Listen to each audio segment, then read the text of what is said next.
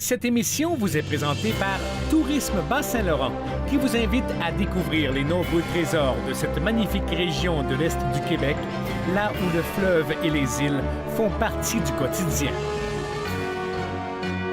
Et par Aviation MH de Rivière-du-Loup et son propriétaire Martin Yvon. Profitez des services de taxi aérien et d'introduction à la voltige. Survolez la région, seul ou entre amis. 88 894 7492. Les îles du Saint-Laurent. Nous les voyons chaque jour, mais les connaissons-nous vraiment? La majorité semble calme et abandonnée, alors qu'en fait, elles regorgent de vie, ont gardé leur caractère sauvage et sont des havres pour des milliers d'oiseaux. Dans les minutes qui vont suivre, je vous invite à découvrir avec moi ces îles au trésor.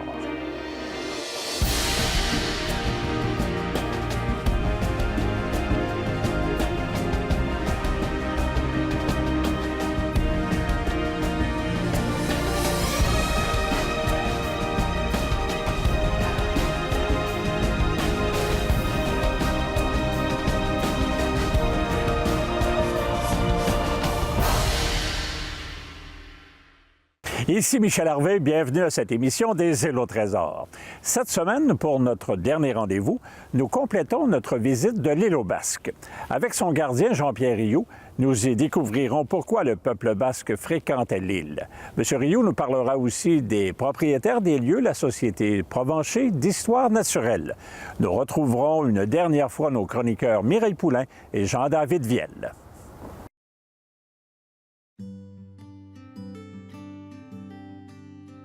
Pour joindre l'île aux Basques, il faut s'y faire conduire par son gardien Jean-Pierre Rioux. Le capitaine vous y mène au départ de Trois-Pistoles, à bord du Léon Provencher. Ce dernier était curé, mais aussi grand naturaliste. C'est pour lui rendre hommage que des visionnaires, amants du développement durable, ont donné son nom à l'organisme à but non lucratif, propriétaire et responsable de la gestion de l'île, la Société Provencher d'histoire naturelle du Canada.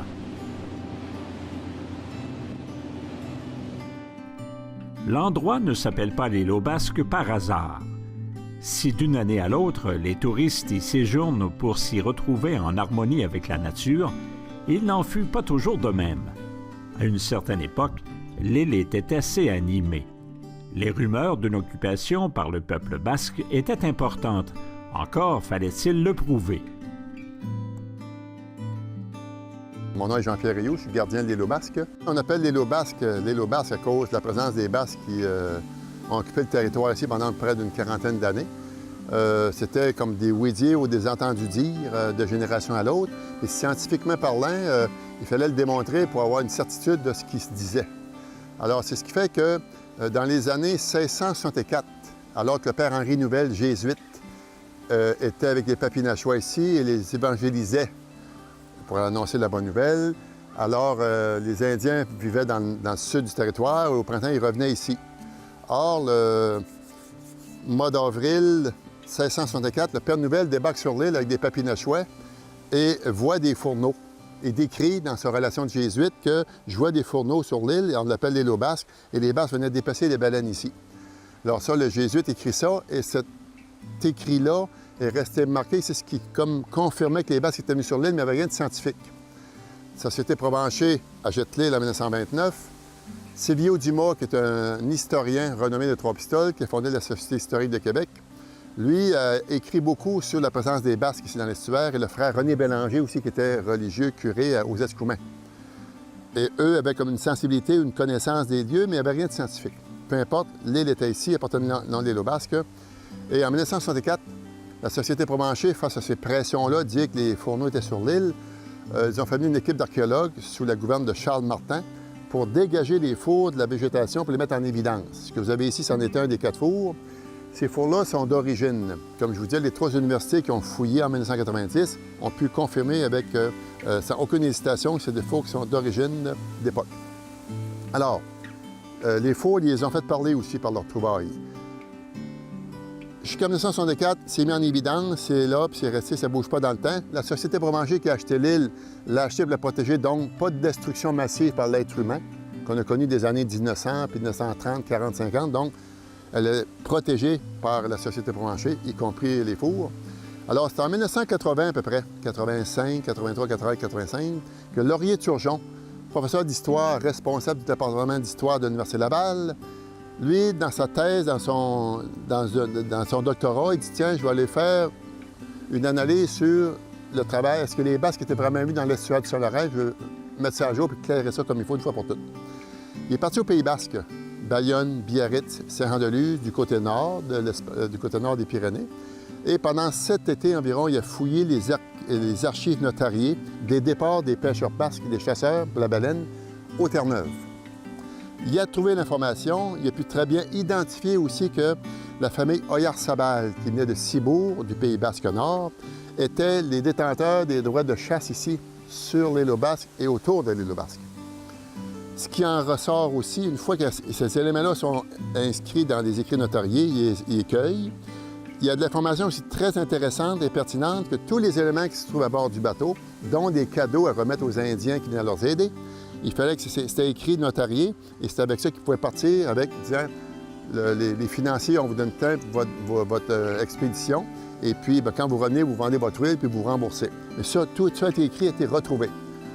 Il vient cogner à la porte de la Société Provencher, M. Turgeon, il dit « Moi, j'ai de l'information pertinente, il faudrait que l'archéologie fasse son travail pour qu'elle puisse rejoindre l'histoire que j'ai en ma possession. » La Provencher accepte, les affaires culturelles s'impliquent, et c'est là, pendant 3 ans, les fouilles ont lieu ici.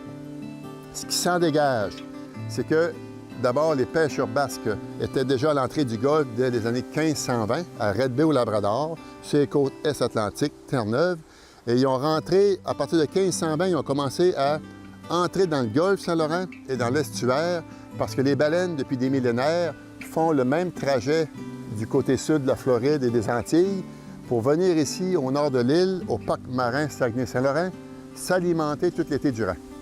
Baleine bleue, rocade commun, la baleine noire ou franche, c'est celle-là qui était recherchée surtout, la baleine noire.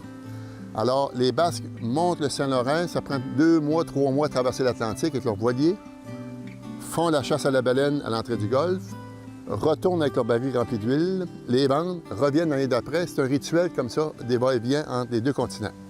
Ils ne disent pas à personne où ils vont, mais ils savent où ils vont. Finalement, 1520, 30, 40, 50, les baleines commencent à manquer à l'entrée du Golfe. Ils s'aventurent dans l'estuaire et s'aperçoivent qu'au nord de l'île, ici, il y a un troupeau de baleines qui passent leur été ici. Puis il y a une fichue de belle île pas loin qui leur sert de pied à terre en toute sécurité avec du bois pour pouvoir d'épaissir leurs baleines dans les anses en toute sécurité et aussi faire fondre les graisses sur l'île en toute quiétude.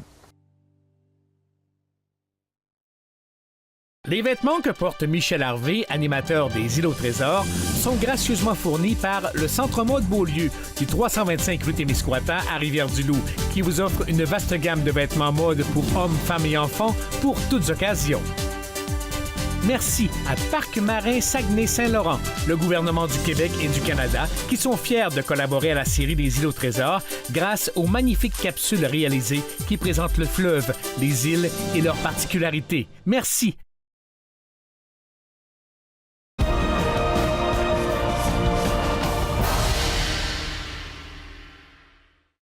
Cette petite île dans le fleuve Saint-Laurent était l'endroit rêvé pour le peuple basque qui pouvait y réaliser toutes les étapes de sa quête, de la chasse à la baleine à la récolte de l'huile. C'est ce qui fait que 1584, les Basques débarquent ici et construisent des fours. Il y en a 4 de construits sur l'île encore, du côté sud de l'île, et puis près d'un an tout le temps pour pouvoir recevoir leur prise quand ils arrivent de la chasse après l'avoir harponné, la remorquer à rame et les choux. Une fois qu'elle a été échouée et la marée baisse, là, ils dépecent les morceaux de graisse de baleine. Sur l'orifice de ces fourneaux-là était déposée une marmite en cuivre à fond plat que les Allemands déjà traitaient et vendaient aux Basques. Laurier Turgeon a ressorti ces éléments-là. Grosse marmite au-dessus. Sur le dessus, il y a un toit recouvert de tuiles rouges du pays. Les fragments ont été retrouvés autour du foyer ici. Et pendant que le feu était alimenté par du bois et des morceaux de graisse, de l'or, ils en mettent aussi des morceaux dans la marmite et ça chauffe. Ça devient de l'huile. Le tonnelier installe ses tonneaux, remplit ça d'huile. Une fois que c'est fermé, monte à bord du bateau et bonjour la visite, on revient l'année d'après. Pendant qu'ils occupaient les lieux ici, les Amérindiens du territoire leur donnaient un coup de main. Les Amérindiens étaient des chasseurs, cueilleurs, pêcheurs. Donc, pendant la logistique de la nourriture et de l'alimentation, les Basques s'occupaient de ce qu'ils avaient fait pour les baleines. Les Indiens, eux autres, les nourrissaient et les abreuvaient. Les Basques avaient une habitation d'une dizaine de mètres par 7-8 mètres de largeur ici. Les Amérindiens avaient des tipis là-bas, leur tente, et vivaient à leur façon aussi. Les deux cohabitaient. Avant de partir pour l'Europe, pour 1 mois et demi, il fallait de la nourriture à bord du bateau. Donc, les Indiens s'occupaient de chasser, faire faisander la viande, la faire fumer pour pouvoir se mettre dans ça, pour pouvoir repartir pour l'Europe. Alors, pour ce faire, les Basques leur donnaient des cadeaux. Ces cadeaux-là étaient inscrits dans les archives notariées, que ces mêmes éléments-là ont été retrouvés dans le sol de l'île 400 ans plus tard. C'est ce qui fait que l'histoire et l'archéologie ont dit, tiens, on vient de se rencontrer et c'est officiel que ces fourneaux-là, c'est en fait possiblement les plus anciennes constructions par l'homme blanc ici au Québec.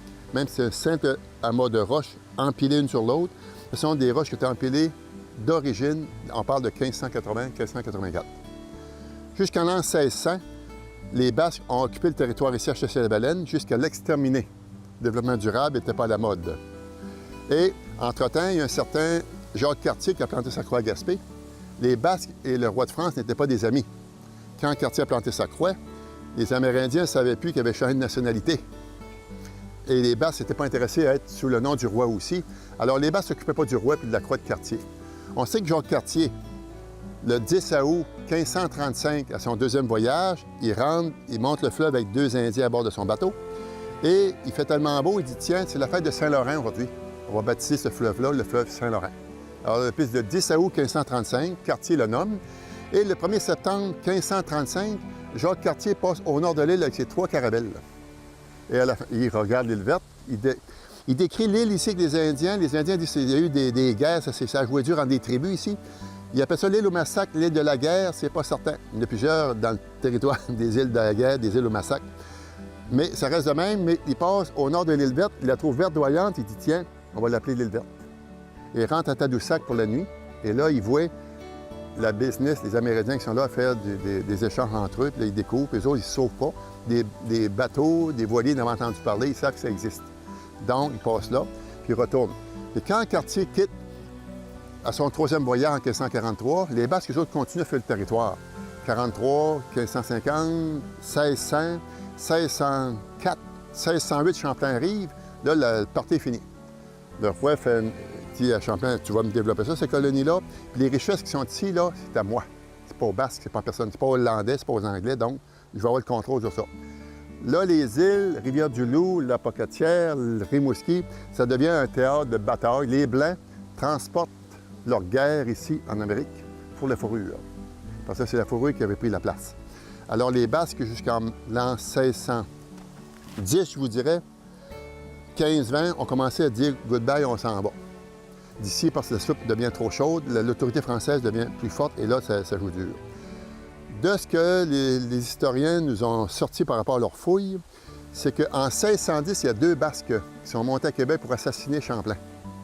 Un certain Duval, qui faisait partie du complot, est rendu à Québec. Le complot a été avorté, et puis Champlain les a condamnés, les a exécutés, les a mis sur la place publique, disant aux gens qu'on ne badinait pas avec l'autorité française ici, qu'il fallait faire attention aux gestes qu'on posait. Donc, ça a été des guerres qui sont un peu comme retirées, et les Basques ont comme sorti du territoire, comme je vous dis, et sont devenus plus souvent qu'autrement des corsaires. Pourquoi se donner de la misère à chasser la baleine puis courir après les fourrures alors que les bateaux arrivent de l'Europe remplis de belles victoires puis ils repartent avec des belles fourrures ou quelque chose? Alors, ils commençaient à chasser les bateaux du roi. Et ça a été des guerres épiques là, dans tout le territoire ici pendant nombre d'années.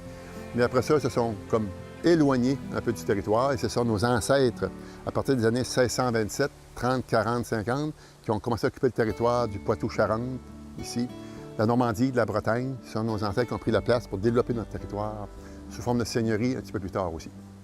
Alors, il y a eu une époque très intense ici. Pendant 40 ans, les Basques étaient en contact avec les Amérindiens. Quand on parle de Trois-Pistoles, qui est l'école de langue, la plus ancienne école de langue d'immersion française au Canada, bien, l'immersion de la langue là, entre les Amérindiens et les Basques, là, ça faisait longtemps qu'elle était mise en place ici. On parle de peut-être de 400 ans passés.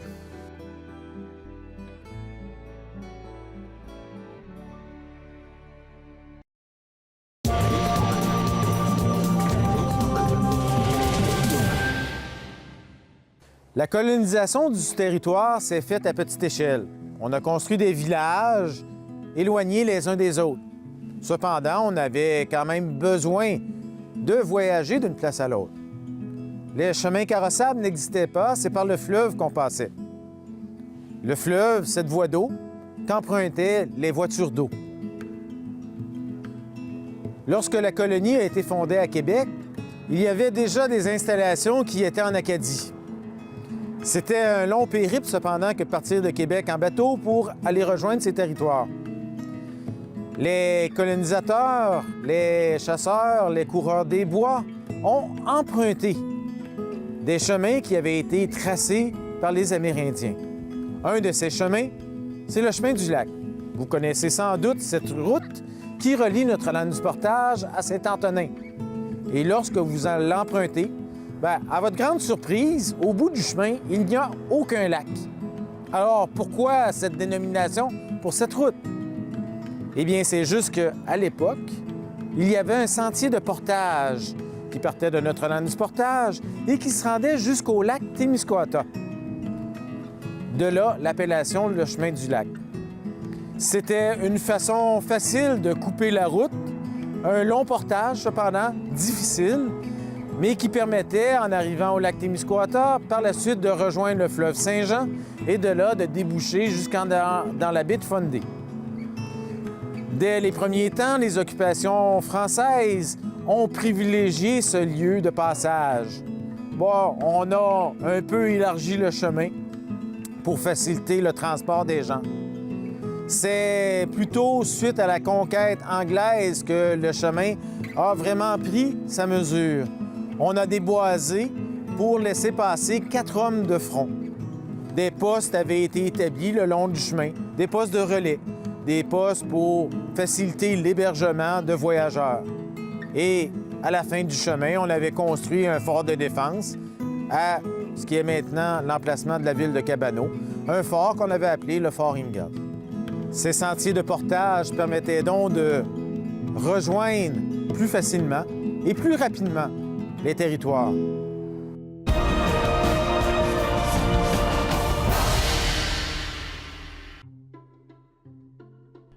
Pourquoi le peuple basque parcourait de si longues distances pour venir chasser la baleine chez nous?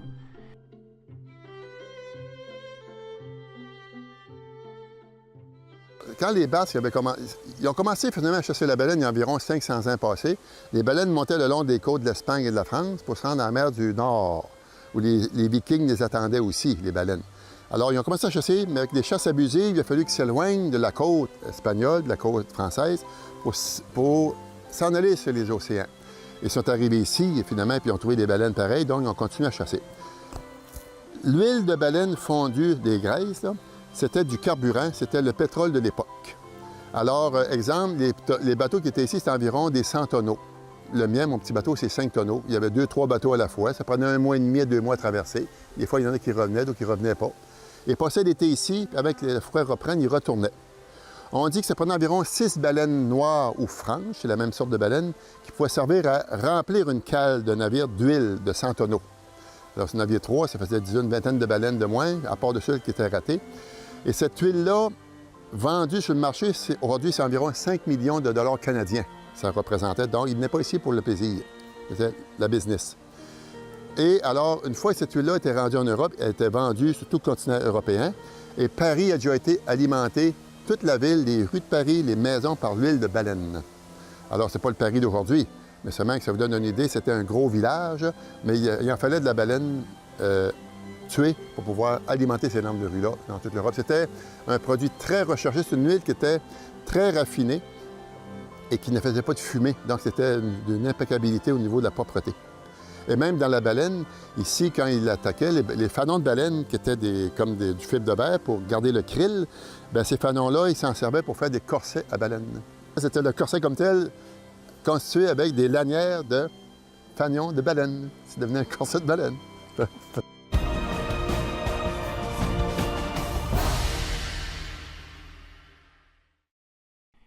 Il est possible de séjourner à l'île aux Basques. Des chalets modernes y ont été aménagés. Certains fréquentent l'endroit depuis très longtemps et reviennent aussi souvent qu'ils le peuvent. Moi, c'est Mélanie Grenier, puis je viens avec ma mère puis notre famille depuis plusieurs années, je dirais 20 ans certains pour moi. Puis ce que j'aime, c'est retrouver la nature, puis retrouver le fait aussi qu'il n'y a pas de... C'est très, très rustique ici. On n'est presque pas sur l'île, et puis c'est ça, on peut se promener dans les sentiers, on voit presque personne. On peut vraiment profiter des oiseaux, des phoques, on voit des canards, c'est ça. On apprécie beaucoup. Puis l'histoire aussi qu'il y a sur l'île, c'est très intéressant.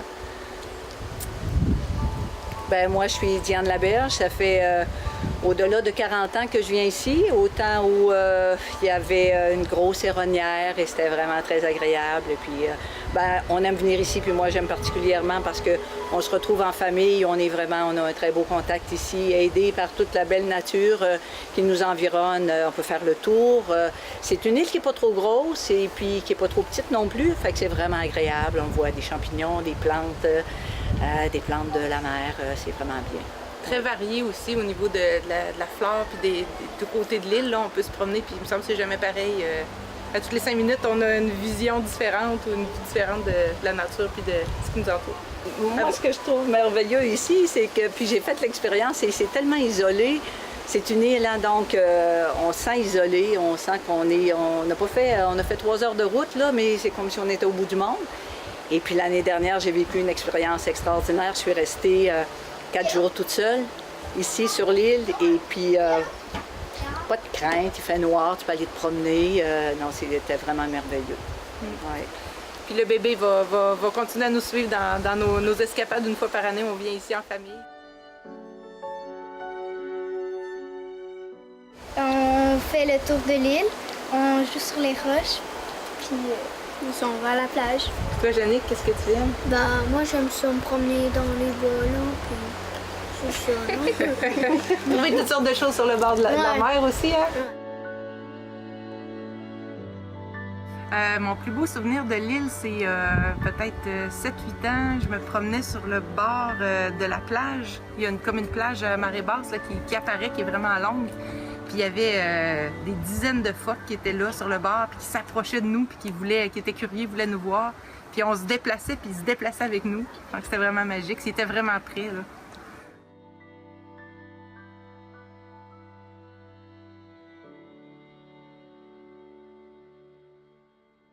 Ici Mireille Poulain, directement de la station exploratoire du Bas-Saint-Laurent à Rivière-du-Loup. Aujourd'hui, à la chronique Go Oiseaux, nous parlons des observations faites par les ornithologues amateurs sur les îles du Bas-Saint-Laurent.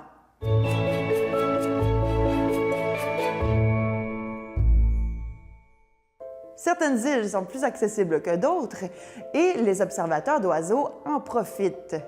Par exemple, moi-même, en 1998, lorsque j'habitais sur la rive sud de Montréal, j'ai pu profiter d'un voyage de mon cube d'ornithologie sur l'île Verte. À cet endroit, j'ai pu découvrir l'eider à duvet pour la première fois.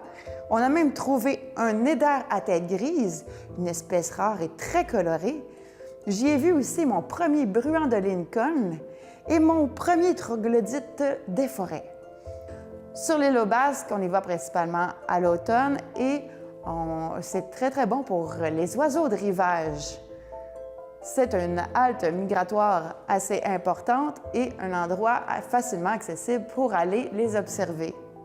Alors, si vous vivez dans le Bas-Saint-Laurent, profitez-en, c'est un endroit parfait pour observer les oiseaux.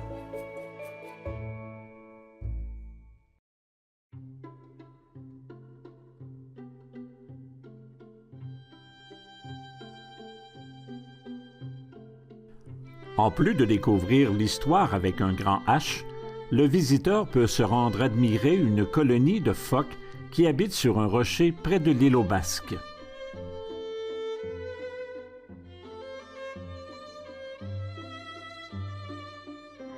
Oui, alors durant l'été, ici, ce qu'on appelle ici, c'est à l'ouest de l'île aux Basques, ce qu'on appelle la caille d'en haut. Et tout l'été durant, les phoques viennent s'y prélasser sur les rochers, se faire chauffer, si vous voyez le petit lard, quand il fait beau soleil, alors ils passent leur été sur les roches. Puis quand la marée monte, alors là, ils vont pêcher, ils vont se nourrir, ils vont s'alimenter. Alors ce sont des phoques communs qu'on retrouve ici tout l'été durant, jusqu'à mi-décembre au moins. L'île aux Basques est riche d'histoire. vous pouvez la visiter et même y séjourner. Une belle manière de relaxer et de se ressourcer tout en marchant dans les traces du passé. Ah, faut pas rien oublier ici, hein? Les dépanneurs sont loin.